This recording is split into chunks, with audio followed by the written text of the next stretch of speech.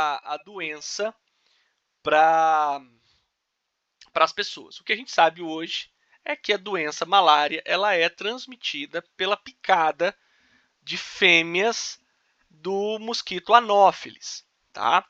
Então, se ajudar vocês a estudar para a prova, façam uma espécie de chave dicotômica ou uma tabela de comparação. Nós estamos falando de doença causada por protozoários, só terão três delas que não são transmitidas por inseto, que é toxoplasmose, giardia e ameba. De resto, leishmaniose visceral e tegumentar, malária e chagas, então nós estamos falando de 7 doenças, 4 são transmitidas pela picada de insetos, no caso chagas pelas fezes. Se vocês começarem a tabular as informações, vocês vão ver que fica fácil para vocês fazerem um joguinho de completar automaticamente a tabela. Ora, se eu tenho uma doença transmitida por inseto, a prevenção é eliminar o inseto.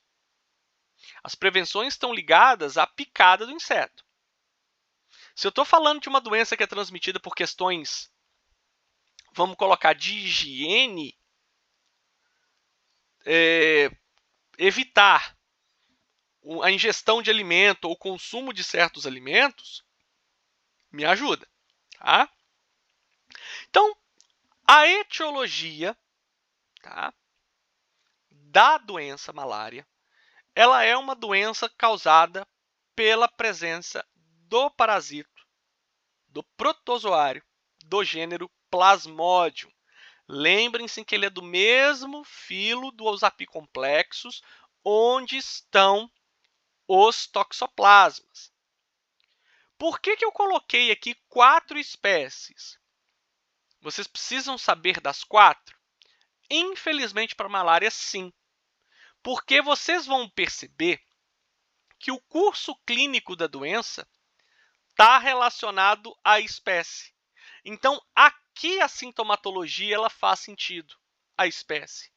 Aqui o tratamento ele faz sentido não por uma questão da espécie, mas pelo tempo de tratamento em relação à espécie. Tá? Então, o Plasmodium ovale ele não existe no Brasil. Tá? A gente tem caso no Brasil de Plasmodium ovale? Temos.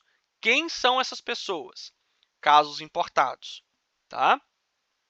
Mas no Brasil nós temos o Plasmodium vivax, que causa febre terçã benigna, Plasmodium falciparum, que causa febre terçã maligna, e Plasmodium malariae, que causa a febre quartã. Tá? Por que terçã e quartã? Porque são períodos que podem variar de 12 a 24 horas de sintomatologia ou ausência de sintomatologia. Tá? Então, se você tem intervalos cíclicos de 36 em 36 horas, você tem a febre terçã. De 48 em 48 horas, a febre quartã. Lembrem-se que a febre, no caso da malária, ela pode variar de um período de 12 a 24. 12, 12, 12, 36 horas. Febre terçã. 12, 12, 12, 12, 48 horas, febre quartã. Ou seja, uma pessoa contaminada pelo Plasmodium vivax em períodos cíclicos, em média, de 36 em 36 horas, ela terá um quadro febril, que vai durar poucos minutos a poucas horas. Ela fica um intervalo de, em média, 36 horas sem febre e um pico novamente de febre. E, gente, o que debilita o paciente é o quadro febril. Tá? É por isso que a malária, ela é, junto com a dengue, junto com ebola, junto com a febre amarela, classificada como febre hemorrágica, tá? Então, lembrem-se que febre hemorrágica é um grupo de doenças, tá? Não é uma classe específica de vírus ou de protozoários. E o que debilita o paciente são esses quadros febris, tá? E por que a pessoa tem esse ciclo periódico de febre? Porque está diretamente relacionado ao rompimento das hemácias pelos plasmódiums que ali estão se multiplicando. Dentro do nosso sangue, se a gente for pensar que o sangue ele é o único tecido líquido que nós temos vários componentes sólidos e nós temos o componente líquido, que é a água. Na parte líquida, diluído na parte líquida do sangue, nós temos uma proteína chamada transferrina. A transferrina ela tá associada à mesma função da caseína. A caseína no leite ela armazena o quê? Lactose, cálcio, enfim. No caso, a transferrina nos mamíferos ela está associada a armazenar ferro. O plasmódium ele precisa de ferro para se multiplicar. Como um mecanismo coevolutivo, os mamíferos passaram a ter a capacidade de interiorizar a transferrina dentro das hemácias para tirar elas do meio sanguíneo para justamente impedir a proliferação do plasmódio. Só que o plasmódio se adaptou e conseguiu absorver a transferrina diretamente dentro das hemácias, É por isso que a anemia falciforme, que vocês viram na genética e foi uma das últimas aulas de genética, vocês viram que a anemia falciforme ela é um mecanismo, entre aspas, de prevenção do desenvolvimento das formas mais graves da malária, porque a hemácia falcêmica ela não garante a entrada do plasmódium nas hemácias, tá? E a forma mais grave da malária é a terçã maligna, e ela é causada pelo plasmódium falcíparo. E aí é interessante o seguinte, na nossa próxima aula prática, a gente vai começar a ver plasmódium no laboratório. E vocês vão ver que o parasito Leishmania, por exemplo, que você tem lá no Brasil 11 espécies de Leishmania, você olha a lâmina, uma Leishmania é igual a outra Leishmania. Você não sabe diferenciá-la pela morfologia. Mas o plasmódium você sabe. Então, em áreas endêmicas, quando eu quero fazer o diagnóstico da doença, eu consigo rapidamente, olhando o paciente e tirando uma gota de sangue do paciente, é o exame da gota espessa, a gente consegue diagnosticar a malária de forma muito fácil e proceder com o tratamento. Lembrem-se que a malária ela vai gerar uma discussão a respeito do tratamento. Por quê? O tratamento da malária é feito com os análogos da cloroquina. E num passado não tão distante, na época da pandemia, criou-se aquela discussão a respeito do uso da cloroquina para tratar COVID. Cloroquina e os seus diversos análogos, a gente usa para tratar artrite reumatoide e é o tratamento de escolha para a malária. Tá? O tratamento da malária é cloroquina. Tá? Índio conhece tratamento de malária mais do que ninguém. A população manauara, que é o povo amazônico mesmo, né, o que vive no bioma amazônico, Manaus, em outras áreas do bioma amazônico, conhecem o tratamento da malária de ponta cabeça, porque é uma área extremamente endêmica. Então, a dengue ela tá para a gente aqui da mesma forma que a malária tá para eles. Tá? Então, é o seguinte, o porquê do tratamento da malária ter sido feito essa discussão com a cloroquina, depois até disponibilizo os artigos para vocês darem uma lida, é que vocês, alunos, quando vocês vão para um congresso, quando vocês vão para um professor pede para vocês produzir um artigo científico ou coisa do tipo, toda revista, quando uma revista é séria, ela pega o trabalho de vocês e manda para os revisores. É o que a gente chama de avaliação por pares. Você não sabe quem está avaliando o seu trabalho e nem quem está avaliando sabe quem escreveu, para não ter o viés do tendencioso. O tratamento da malária, geralmente você faz com 4 dias. Geralmente você faz com 4 dias. E você não pode exceder uma dose máxima de cloroquina, que é algo em torno de 1,5 grama. 1,5 grama de dose máxima que esse paciente pode receber. O problema é que quando veio a Covid, os testes que foram feitos em Manaus e em outras áreas da Europa utilizaram 12 gramas de cloroquina. E os pacientes morreram pelo quê? Não pela Covid, mas pela exposição tóxica à cloroquina. Então, e quem publicou esses trabalhos era o dono da revista. Então, criou-se um viés metodológico muito grande e tal. Não estou dizendo com isso que cloroquina funciona para Covid, tá? O que eu estou dizendo é que não existe uma forma de você taxar uma doença ou um tratamento como funcional ou não, se você não seguir um rito de conduta epidemiológica. E para a gente dizer que a cloroquina funciona, é no mínimo 5 a 10 anos de pesquisa para a gente bater o martelo. Coisa que no auge de uma pandemia é impossível isso acontecer. Fato é que, da mesma forma que usou a ivermectina para tratar Covid, uma coisa a gente sabe, piolho e lombriga o povo não vai ter mais, mesmo que não tenha funcionado para Covid. Tá? Então, nós estamos falando de uma doença causada por um protozoário do gênero Plasmodium, que é transmitida pela fêmea de insetos do gênero Anopheles. Essa é uma doença estritamente silvestre. Ela pode ter casos urbanos? Pode. Mas, ao contrário da leishmaniose, o vetor ele não se prolifera em área urbana. Tá?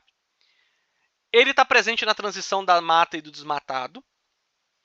O hospedeiro intermediário é o homem. Tá? O índio, o garimpeiro, o sertanejo, o caminhoneiro, o madeireiro, o ecoturista ou as pessoas que residem em áreas silvestres. Tá? Então, aqui nós temos o Anopheles, ao contrário do vetor da leishmaniose, que tem as asas mais arqueadas, as asas elas ficam bem próximas ao abdômen. Tá? Então, à medida que o inseto exerce o hematofagismo, ele transmite o plasmódio. Tá? A malária ela é uma doença muito comum em áreas tropicais e subtropicais. Tá? Ela é uma doença negligenciada, porque nós sabemos tudo sobre a doença, o que causa, como causa, e ela é muito fácil de ser tratada, mas, ano após ano, as pessoas ainda morrem vítimas dessa doença. Tá? Nós temos uma doença muito comum no Brasil, principalmente na Amazônia Legal.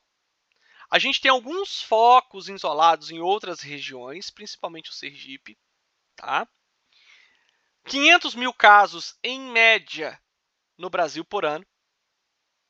E a gente tem a expansão da doença para áreas não tradicionais, ou seja, áreas que são, do ponto de vista do bioma, tanto o clima quanto a temperatura, pressão, umidade são muito semelhantes, que faz com que outras áreas não tradicionais se tornem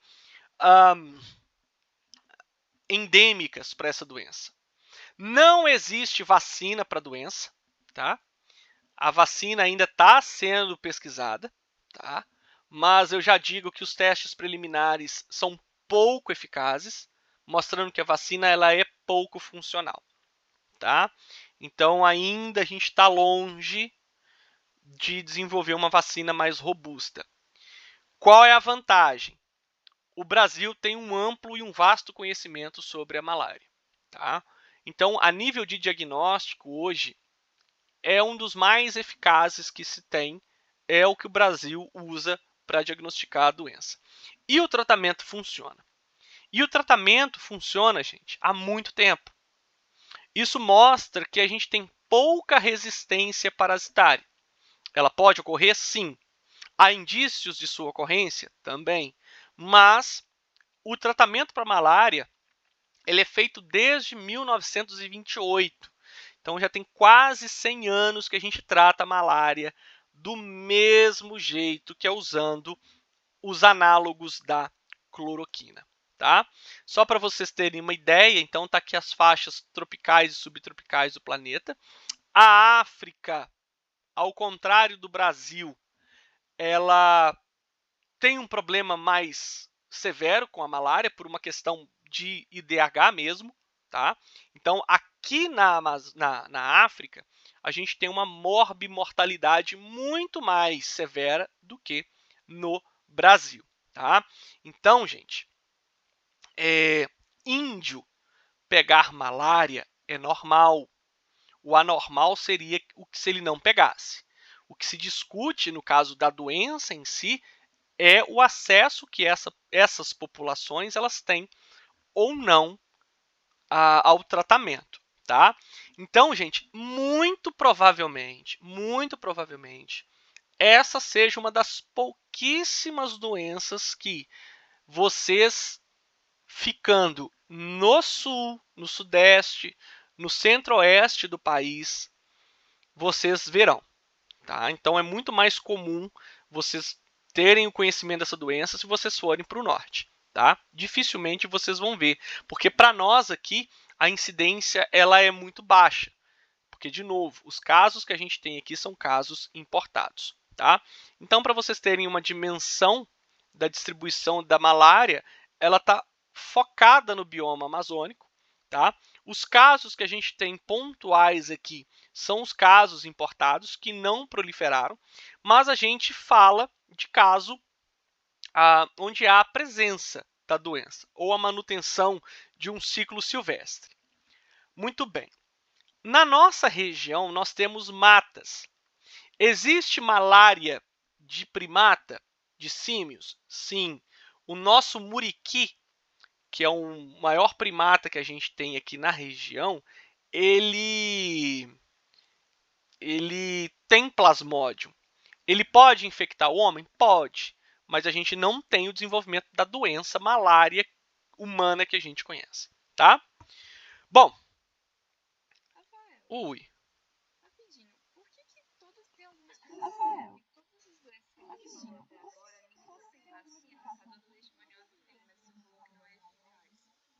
sim, porque o parasito ele tem um mecanismo de escape dos agentes vacinais e a resposta imune não é duradoura para essas doenças. Só para você ter uma ideia, começo dos anos 2000, fizeram uma vacina para xistose. Produziram lá, não é uma vacina, tá? Porque assim, vacina, gente, seria você produzir anticorpo contra a doença, tá? Só um segundo. Obrigado. O que eu estava falando? Vacina é você induzir um organismo a produzir anticorpo. Como é que você produz vacina? Vamos lá, vou perguntar a vocês aí. Como é que vocês acham que a gente produz vacina? Você pode pegar o vírus atenuado, Sim. o vírus morto, Uhum. aí você injeta no corpo da pessoa e ela vai receber aquela carga Uhum. no corpo um pouco menor. Uhum. Depois ela aprende a fazer os anticorpos. Aham. Qual que é a diferença da vacina para o soro? O soro você já dá os anticorpos prontos para a pessoa, Muito bem. certo? Na década de 80, tinha soro para leishmaniose. pessoal de Montes Claros, da Unimontes, desenvolveu uma soroterapia para leishmaniose. O que eles faziam? Eles pegavam 5 cepas de promastigota, colocavam elas no ultrassom. O que é o ultrassom? O ultrassom, gente, imagina o seguinte. Imagina que você tem uma panela com água e aquela água ela fica agitando por ultrassom. Ou seja, você não vê a água mexendo, mas ela está ali movendo. Aí você coloca um tubo de ensaio com um líquido de cultura com um monte de promastigota ali. Elas vão ser rompidas, destruídas. Você axeniza aquilo, ou seja, você inativa tudo aquilo ali. Injeta aquilo na pessoa. Ou seja, você já colocou ali tudo pronto para a pessoa. Funcionava? Funcionava. Não vou mentir para vocês, não. Eu conheço um senhorzinho aqui da minha cidade que ele foi uma das primeiras pessoas que recebeu essa... Eu não vou dizer vacina, foi mais uma imunoterapia do que uma vacina propriamente dita. E ele fala, ó, a noite inteira esses mosquitos, asa de palha, me morde. Ele fala desse jeito, me morde e eu não tenho nada. Já tem uns 50 anos que o cara recebeu. Só que assim, a cepa que esse cara recebeu é uma cepa que circula aqui em Caratinga. Que talvez não possa ser a mesma cepa daí de Manhuaçu, ou lá de São Paulo, ou da África. Então, criar vacina para protozoário é muito complicado pela variação que a gente tem das cepas de leishmania. Primeiro ponto. Vírus é difícil? Porque vírus tem mutação? Sim. Mas o vírus ele preserva muitas das proteínas que induzem a resposta imune. Os parasitos não. Você não tem um anticorpo específico contra parasito. Segundo, os parasitos, por serem eucariotos, eles são mais complexos e eles conseguem evadir muito facilmente a resposta imune do hospedeiro. Então, as vacinas que a gente desenvolve, elas têm um período de duração muito, muito curta. O cara consegue ficar imune alguns meses apenas. O máximo que a gente conseguiu não foi nem um ano de prevenção. Fizeram uma vacina para leishmaniose, não, gente, para estossomose. E quando o anticorpo ele gruda no tegumento do parasito, o parasito ele consegue perder aquele tegumento e criar um novo tegumento, uma nova pele, uma nova receptor de membrana ali, sem o receptor do anticorpo, para o anticorpo não funcionar. Então, assim, para organismos vivos mais complexos, principalmente eucariotos, é muito mais difícil. A gente tem hoje um alvo, e aí voltando um pouco na sua resposta, Bruna,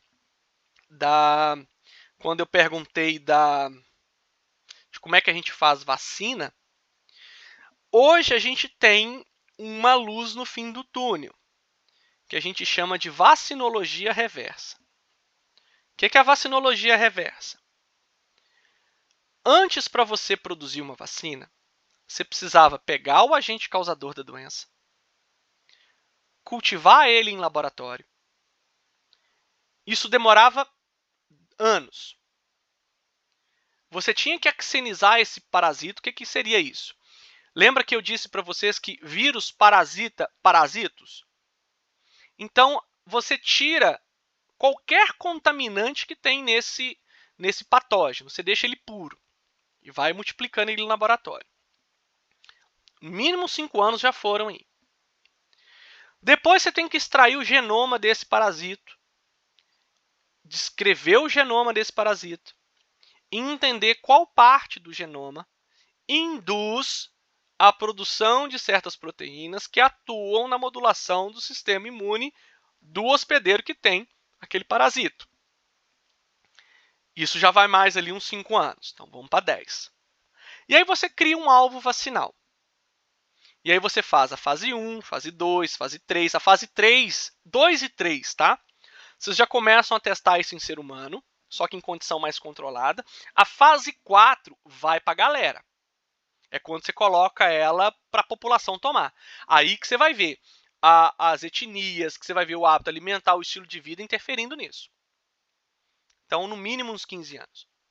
A vacinologia reversa, ela pulou 2 fases aí, que é o cultivo e o genoma. Hoje no mundo existe uma política, ela é uma política não da OMS, mas ela é do CDC, que é nos Estados Unidos, que é o Centro de Controle de Doenças nos Estados Unidos, em que qualquer grupo de pesquisa que descubra um novo patógeno, a primeira coisa que se faz é extrair o genoma desse parasito e submeter esse código genético a um banco de dados, que é o GenBank, é o banco gênico. É um site, se você for lá no Google e colocar GenBank, você vai ver uma plataforma que só tem código genético de todos os tipos de seres que tem no mundo, inclusive o nosso. Tem de negros africanos, negros não africanos, tem de várias etnias, tem de tudo quanto é tipo de variação ali. O que você faz?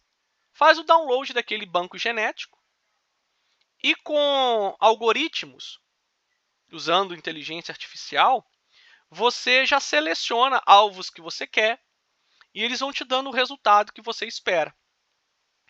Isso demora alguns meses para acontecer e não 10 anos. Então, hoje, a gente já está construindo alvo vacinal por meio dessa tecnologia. Por quê? Porque você não precisa ter risco de vazar o patógeno dali e criar uma pandemia de uma doença severa que a gente não tenha domínio. A gente pode fazer da nossa própria casa, tá? Usando a plataforma que a gente está usando. Então, assim, é mais rápido.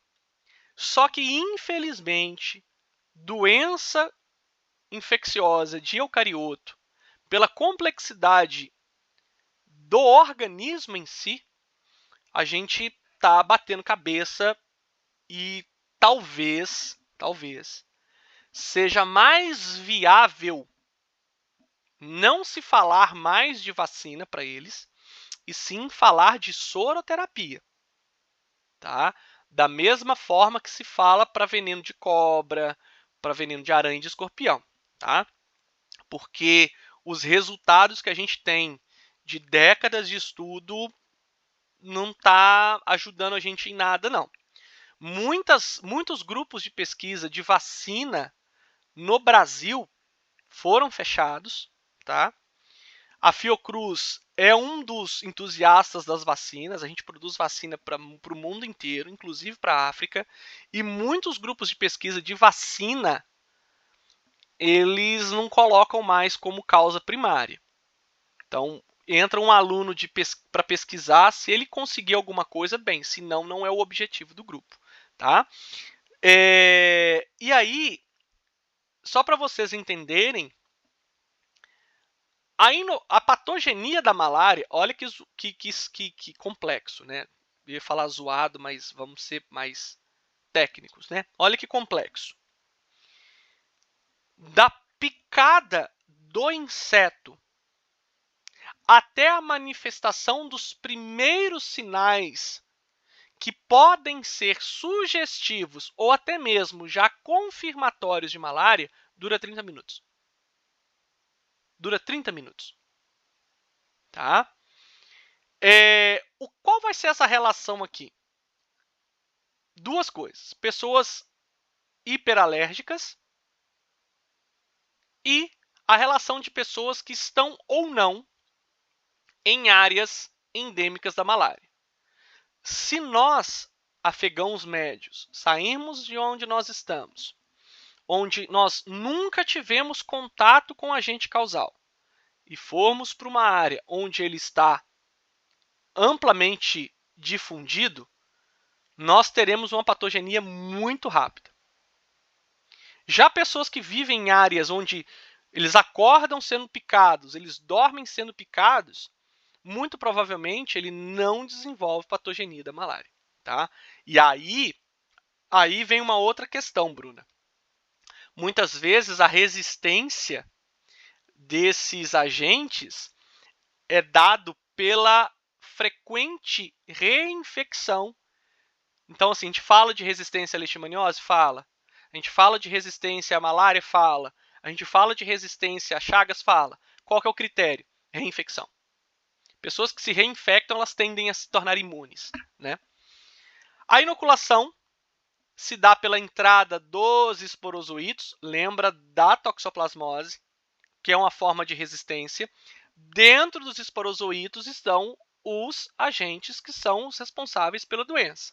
Então, o esporozoíto, ele é a forma de resistência do plasmódio no nosso organismo. Rafael, Oi.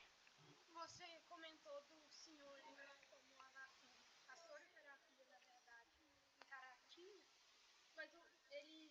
Não, na verdade. Mas É Caratinga. eu queria saber, Aham. ele falou que ele era e agora... Desenvolver a imune. Pois é, ô Silvia, aí vem aquela questão, né? Eu costumo dizer que o povo antigo era meio doido. E o povo que eu falo eram os médicos também antigamente, assim, não era uma divisão, né? Eles chamavam médico sanitarista, né? Que seria mais um infectologista hoje, né? O infectologista ele tem o entendimento das doenças infecciosas, conduta, manejo e tal.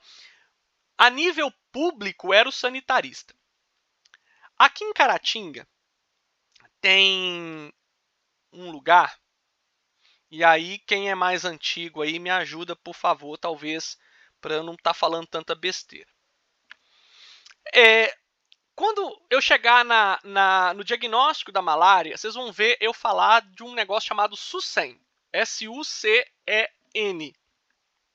O que é o SUSEN? É o centro epidemiológico, é o centro de tratamento de uma doença de viés epidemiológico. É o que está na cidade como a vigilância sanitária, a vigilância epidemiológica. O SUSEN seria o centro de referência. Todo estado tinha SUSEN.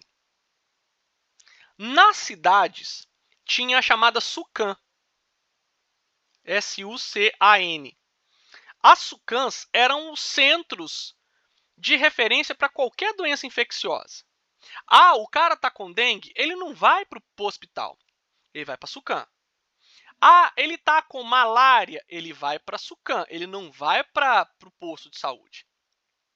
Ah, está com chagas, a mesma coisa. Está com leishmaniose, a mesma coisa.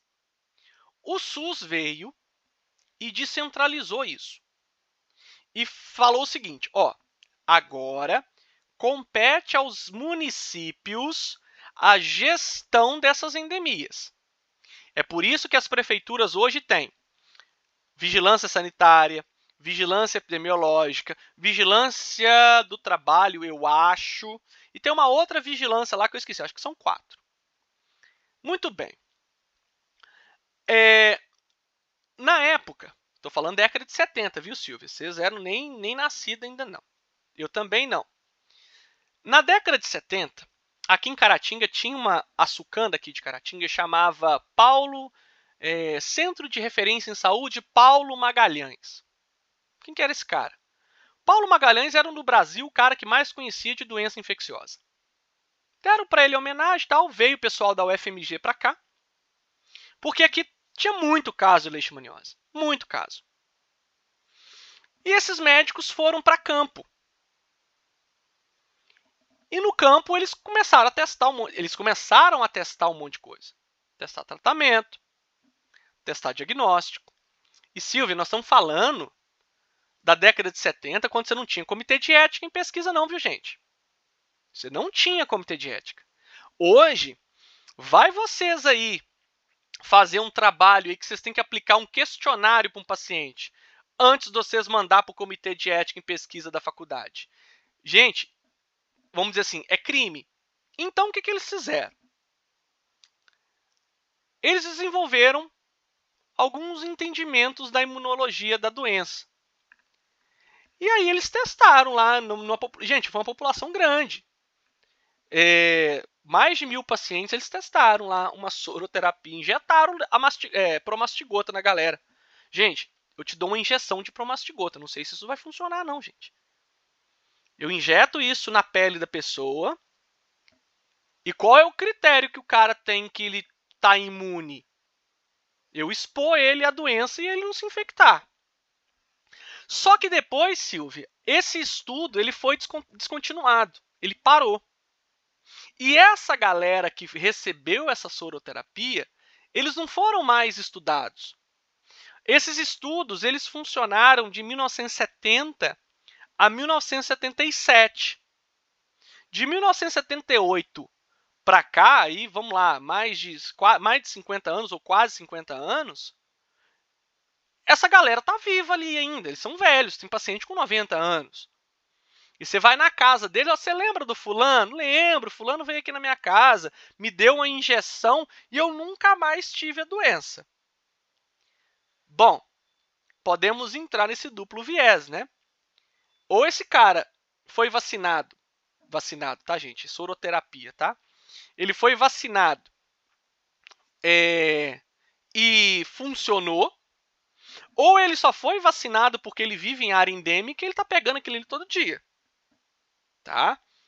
Porque se você colocar uma armadilha dentro da casa do cidadão, você vai pegar mosquito com leishmania à torta direita.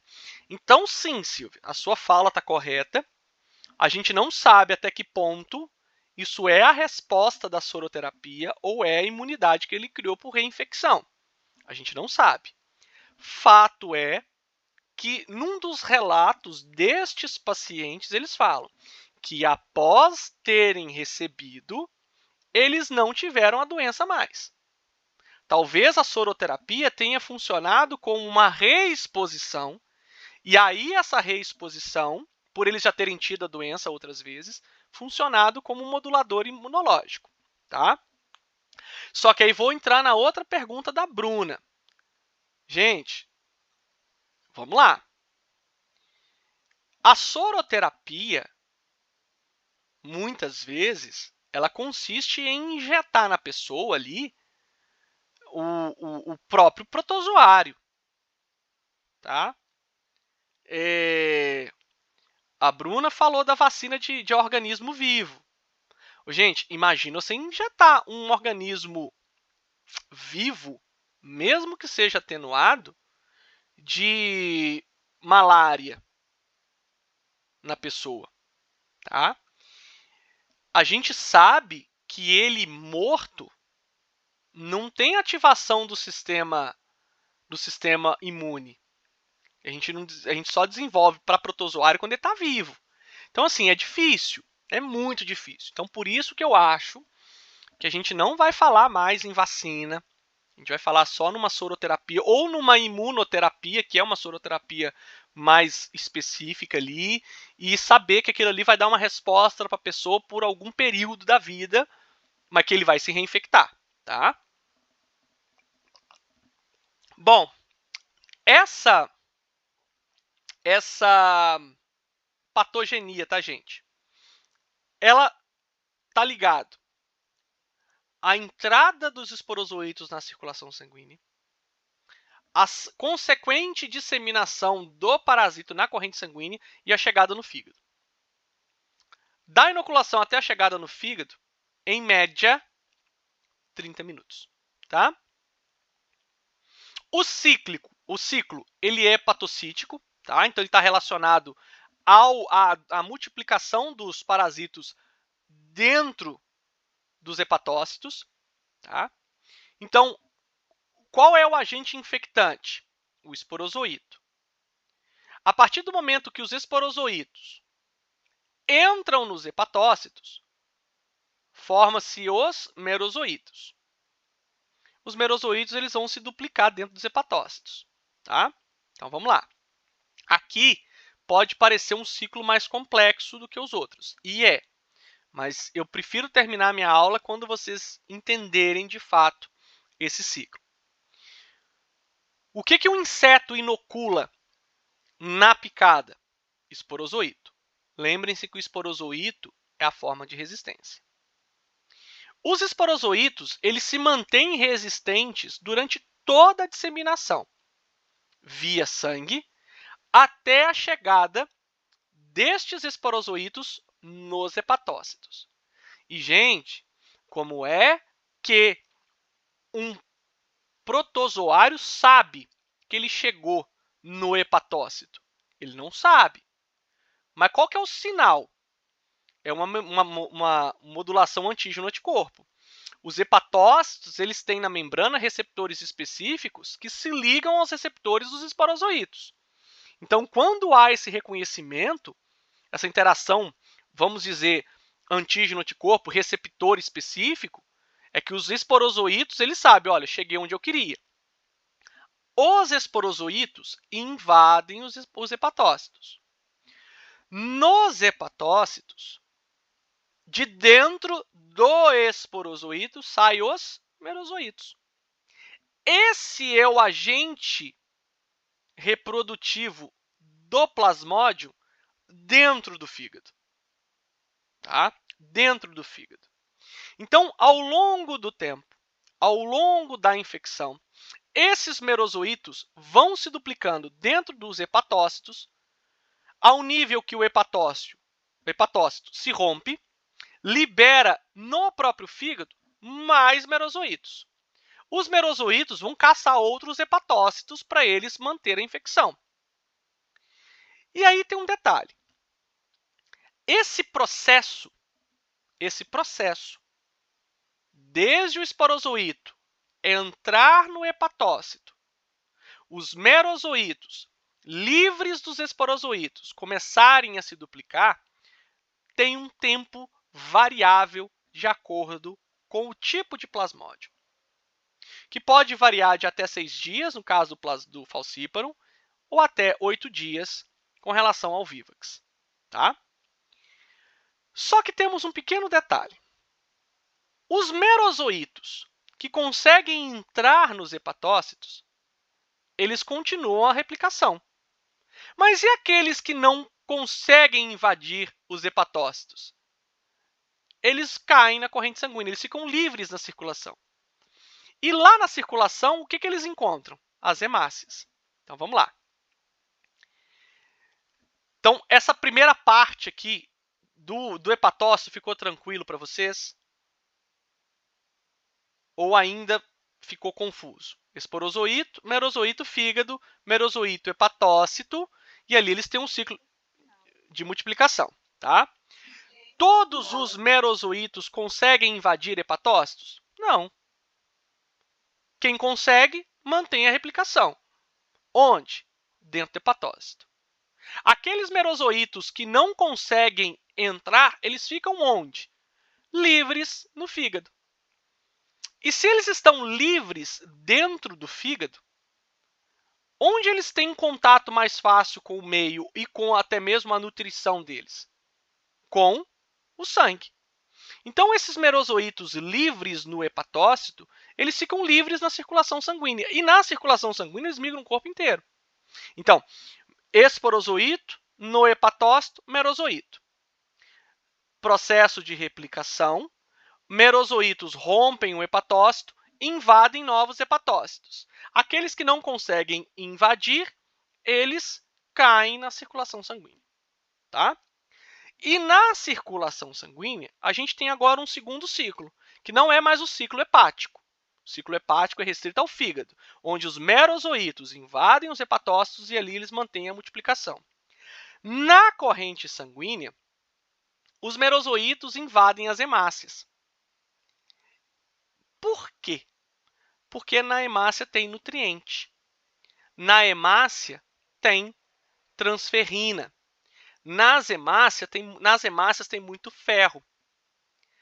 Nas hemácias, dentro das hemácias, esses merozoítos eles sofrem uma transformação entre trofozoítos. Então, ó, entrou na hemácia, merozoíto, trofozoíto. Jovem e adulto. Diferença de um para o outro, tempo. Esses trofozoítos eles podem se aglutinar, mantendo-se viáveis dentro da hemácia e livres do rompimento da hemácia por muito tempo. eles podem se aglutinar formando o que a gente chama de esquizonte, que são as rosáceas de protozoário. Para quem viu as lâminas de leishmaniose, viu aqueles aglomerados de promastigota que a gente tem em lâminas de cultura. Um único protozoário pode atrair vários outros no seu entorno e manter a nutrição entre eles ali via membrana. Então, essas rosáceas são formas de resistência dos trofozoítos dentro da hemácia, tá? Então, por isso que eu coloquei aqui essa distinção de esquizonte. O que interessa para a gente é o trofozoíto. Esses trofozoítos, eles começam a se multiplicar dentro da hemácia. Então, olha, merozoíto é a forma de multiplicação dentro de qual célula? Hepatócito. O trofozoíto é a forma de multiplicação do plasmódio dentro de qual célula? Hemácia. Da mesma forma que os merozoítos rompem os hepatócitos e invadem novos hepatócitos ou podem cair na corrente sanguínea, os trofozoítos também, ao se multiplicar em excesso, rompem as hemácias. E é justamente aqui, no rompimento das hemácias, que a gente tem a clínica da malária. É justamente aqui nesses rompimentos que nós temos os picos de febre. Ou seja, o rompimento das hemácias está relacionado à multiplicação dos trofozoítos e o rompimento das hemácias, que no caso do Plasmodium falciparum pode durar em média 36 em 36 horas, ou seja, a cada 36 horas eu tenho merozoíto entrando, merozoíto se transformando em trofozoíto, se multiplicando e rompendo as hemácias, e no caso do Vivax, a cada 48 horas. Então, todo o ciclo biológico ele passa a ter uma importância clínica mais, vamos dizer assim, cruel para o paciente aqui. Porque é justamente os rompimentos das hemácias que causam a sintomatologia. Só que, olha que interessante, a sintomatologia, ela está ligada ao rompimento da hemácia? Tá. Por que causa sintoma? Aí você pode colocar pelo aumento do número de trofozoíto. Aumentou a quantidade de trofozoíto, aumenta a quantidade de trofozoíto que entra em novas hemácias e o ciclo perdura. Ok. Mas aqui, quando as hemácias se rompem, a gente tem a liberação de todos os componentes da hemácia. E são esses componentes da hemácia que causam toda a sintomatologia, não pela presença do protozoário. A presença do protozoário em excesso causa um rompimento em excesso das hemácias. Mas o rompimento, ao liberar constituintes da própria célula, é que gera esse quadro de toxicidade e, consequentemente, febril. Lembrando que, no Brasil, a gente vai ficar preocupado com 3 formas: malária, falciparum e vivax. Ovale a gente não tem. Pode ter? Pode, caso importado. Mas a causada pelo Plasmodium falciparum, ela tende a ser a forma mais grave, provocada pela intensa atividade de multiplicação desses trofozoítos. Quanto mais trofozoíto multiplicando, mais hemácia eu tenho rompendo. Quanto maior o rompimento da hemácia, maior o quadro, não só de duração em tempo, mas também a nível de debilitar o paciente, né? Então, até aqui, tranquilo? Sim. Tranquilo? Beleza.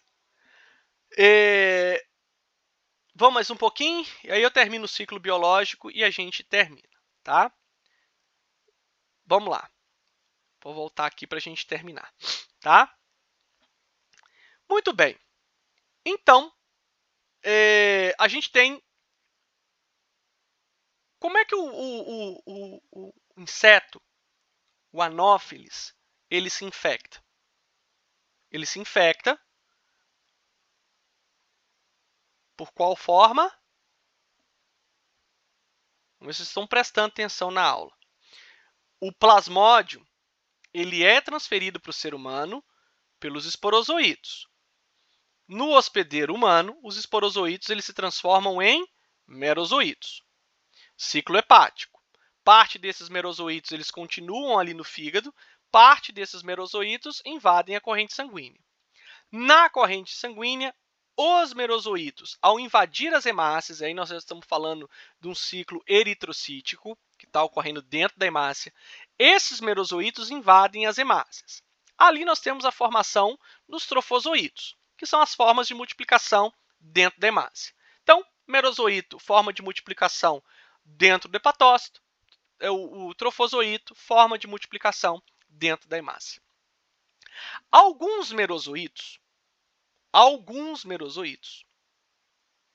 não seguem o ciclo trofozoítico, ou seja, alguns merozoítos dentro das hemácias jovens não se transformam em trofozoítos. Ao contrário, eles vão se transformar em gametas, naquilo que a gente chama de macrogametófito e microgametófito. São dois protozoários. Esses dois protozoários, em hemácias jovens, e aí guardem essa informação, que quando o nosso corpo tem hemácia se rompendo a todo momento, o que a nossa medula óssea começa a fazer? Começa a mandar a hemácia jovem para a circulação sanguínea. A bioquímica das hemácias jovens é diferente das hemácias já oxidadas pelo oxigênio, as hemácias mais velhas. E essas hemácias jovens é que fazem com que, ao invés dos merozoítos se transformarem em trofozoítos no ciclo eritrocítico, ao invés disso, elas se transformam em gametas, em macro e microgametófito. A fusão desses dois micro e macrogametófitos na circulação sanguínea é que faz com que o inseto, o anófile, se contamine. Então, se a gente for pensar, na leishmaniose a gente tem promastigota e amastigota. A promastigota se transforma em amastigota no macrófago. Fora do macrófago, ela volta a ser promastigota lá no inseto, enfim. Com o que o inseto, no caso o inseto anófilis, causador, na verdade, transmissor da malária, se infecta?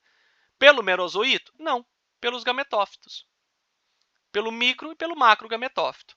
Se vocês lembrarem no slide inicial da doença, vocês vão ver que o inseto é o hospedeiro final. Por quê? Porque é justamente lá que o macro e o microgametófito vão se fundir e se transformar novamente em merozoítos e, consequentemente, esporozoítos, fazendo assim com que um inseto possa se tornar viável a infectar novos hospedeiros. Então, vocês vão reparar que o ciclo da malária ele é mais complexo justamente porque nós dividimos ele em 3 porções. Oi. Só os merozoítos que não vão para o ciclo virar trofozoíto, que tem esse macro e... Exatamente, mas onde? Aqui, ó, nas hemácias jovens. Tá? Então, vamos lá. A gente divide o ciclo da malária em 3 pontes. Uma que ocorre no hepatócito, ok? Então, infectou com o esporozoíto, no hepatócito, esporozoíto, merozoíto. Ali ele fica se replicando, tá? Nessa replicação, novos merozoítos invadem novos hepatócitos. Aqueles que não conseguiram invadir novos hepatócitos invadem a corrente sanguínea. E para onde que eles vão? Circulação sistêmica. O que tem na circulação sanguínea? Hemácia. Ao encontrar as hemácias adultas, merozoíto, ao invadir a hemácia adulta, merozoíto, trofozoíto. Trofozoíto replicando dentro da hemácia, rompe as hemácias, novos trofozoítos invadem novas hemácias e o ciclo continua. Num período que pode durar de 36 a 48 horas, o paciente ele vai ter quadros febris. Por que ele terá esses quadros? Porque é cíclico com o rompimento das hemácias. Então, a cada 36 ou a cada 48 horas, temos aquela enxurrada de trofozoítos saindo das hemácias e criando esse quadro febril. Ok. A partir do momento que... Então, esse é o ciclo eritrocítico. É o merozoíto invadindo a hemácia. Ponto. O ciclo hepatocítico é o merozoíto invadindo o hepatócito. Ponto. Então, fica essa distinção. Só que a partir do momento que o nosso organismo detecta que as hemácias estão morrendo num ritmo acelerado, a nossa medula óssea é recrutada para liberar mais hemácia. O tempo de infecção não é o mesmo tempo que a nossa medula óssea consegue fazer hemácia. O que a nossa medula começa a lançar para a circulação sanguínea? Hemácia muito jovem. E qual a consequência de uma hemácia muito jovem? Ela não tem a competência total para fazer a hematose. Então, vocês estão percebendo que a diferença de uma hemácia jovem para uma hemácia adulta é não só a morfologia, como também a bioquímica dela. Quando os merozoítos invadem hemácias jovens, que bioquimicamente são diferentes das hemácias adultas, eles não vão se transformar em trofozoítos. Muito pelo contrário, eles vão se transformar em, entre aspas, gametas, naquilo que a gente chama de ciclo gametocítico. Não entendam aqui, gente, gameta como sendo uma célula reprodutora de mamífero, espermatozoide e óvulo. Tá? É uma forma de reprodução em hemácia jovem. A gente dá o nome gametocítico, mas é um nome simbólico. Já leio a pergunta. E esses gametócitos é que são ingeridos pelo inseto quando ele exerce o hematofagismo. Então, o que transmite a malária para o ser humano? A picada do inseto. E o que vem? Esporozoíto. O que do ser humano passa para o inseto? O micro e o macrogametófito, no ciclo gametocítico. Alguém fez um sinal aqui de perguntar alguma coisa? Alguém quer perguntar alguma coisa? Fez um barulhinho para mim de que alguém tivesse me perguntado alguma coisa. Oi, Marcelinha. Qual última parte? Muito bem. Quando um inseto pica o ser humano, o que cai na corrente sanguínea humana? Esporozoíto. Por que ele é o esporozoíto? Porque ele é a forma de resistência. Lembra que no intestino do inseto ele pode ser digerido, certo? Então, ele insista, forma de resistência, justamente para quê? Para ele se tornar o máximo possível, ele ter o máximo possível de viabilidade até ele encontrar um alvo, ok? Muito bem. Só que dentro do hospedeiro humano, há a transformação do esporozoíto no hepatócito, merozoíto. Aqueles que não conseguem invadir os hepatócitos migram, caem na corrente sanguínea. Os merozoítos dentro da hemácia adulta se transformam em trofozoítos, mas aqueles merozoítos que invadem hemácias jovens transformam-se em gametas, em micro e macrogametócitos. Estes micro e macrogametócitos é que são as formas de transmissão para o mosquito, para o inseto. Tá? E é dentro do inseto que esses dois gametas se fundem, formando novos merozoítos. Né? Então, a reprodução sexuada ela acontece dentro do inseto. Por qual forma? Macro e microgametófito, que foi o que o inseto ingeriu do hospedeiro mamífero infectado, tá? Principalmente o hospedeiro humano. Tá? Na aula prática, eu vou falar disso aqui com vocês. Vocês estão vendo um monte de forminhas aqui e tal, coisa do tipo, que parece confuso para vocês, tá? Vocês vão lembrar que na aula, no começo da aula, eu falei com vocês sobre 4 tipos de plasmódium, certo? cada um deles, dentro da hemácia, tem uma forma. Um parece um anel de brilhante, um fica espremidinho na hemácia. Isso tudo a gente faz com gota espessa, tá? Isso que eu vou deixar para a próxima aula, porque aí na próxima aula, como a gente vai ter aula prática, eu mostro para vocês as formas que vocês vão encontrar dentro das hemácias. Então, tudo isso aqui é forma de plasmódium dentro de hemácia, tá? Para vocês entenderem. Aqui tem uma representação esquemática do ciclo, desde a forma de transmissão, os esporozoítos, ciclo hepático, ciclo eritrocítico e a formação dos gametas que o inseto vai absorver, tá? Do ciclo biológico, o que eu preciso que vocês saibam? Por que o paciente ele tem... Deixa eu mostrar aqui no gráfico. Aqui, muito bem. Por que o paciente ele tem picos de febre que podem variar no intervalo de 36 a 48 horas? Porque é justamente o ciclo eritrocítico. É o rompimento das hemácias e as liberações dos trofozoítos que fazem com que o paciente tenha esses picos de febre. Então, o conhecimento dos... Oi. É só o rompimento da hemácia. Exatamente. Exatamente. Então, o quê? O rompimento da hemácia do paciente clínico. Segura. Segura a pergunta. Segura a pergunta. Tá? Que nós vamos falar aqui, ó. Do período de incubação e os períodos de recaída. Tá ligado ao ciclo hepático, tá? Essa parte aqui dos hipnozoítos, tá? O que é o hipno? Não é dormir? Hipnose não é a pessoa ficar lá dormir e ter o corpo sem ação própria? Lembra do deus hipno, que é o deus do sono? O ciclo hepático, Glaucio. O Glaucio que perguntou, não é isso?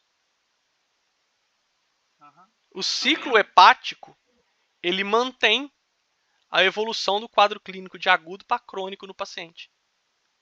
Então, você pode não ter sinais clínicos detectáveis de fase hepática, mas o ciclo hepático é o ciclo de manutenção da malária no organismo. E às vezes você trata o paciente, ele volta para você com malária de novo sem ter pego de outro inseto. Ele mantém a doença ali, tá? E aí eu falo disso na aula que vem, tá? Só para a gente terminar, tá? Para não estender, porque já são 10h30. O tempo passou rápido. Gente, a gente tem alguns conceitos clínicos e eu preciso que vocês tenham o conceito epidemiológico na cabeça de vocês. Tá? Eu quero que a epidemiologia do segundo período ela faça sentido para vocês agora.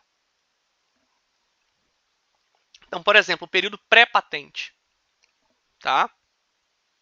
Aqui não está falando de período antes da infecção. Aqui está falando do período desde a infecção até o início do surgimento dos sintomas. Que em pessoas que não vivem em áreas endêmicas, pode durar minutos até alguns dias. Tá? Período de incubação está relacionado à sintomatologia também. Aí, Glaucio, vem aquilo que eu te respondi. A recaída precoce e a recrudescência. Às vezes, os plasmódios eles mantêm um equilíbrio tão dinâmico com os seus hepatócitos que você passa a não ter ciclos, o ciclo eritrocítico. Então, você não tem sintoma clássico de malária, que são as febres cíclicas. Você faz exame nesse paciente, esse paciente está negativo para malária, em alguns casos, e você trata o paciente clinicamente, mas ele pode ter recaída, porque ele mantém um ciclo hepático ali. Tem tratamento? Também tem, mas desde que você descubra que tem o sintoma, tá? E por hoje, meninos, é só. Alguma dúvida? Rafael, volta só ali na parte do período pré-patente e de incubação, por favor, porque eu não entendi a diferença dos dois. Aqui, ó, período pré-patente. nós estamos falando desde a aquisição do parasito até o surgimento dos primeiros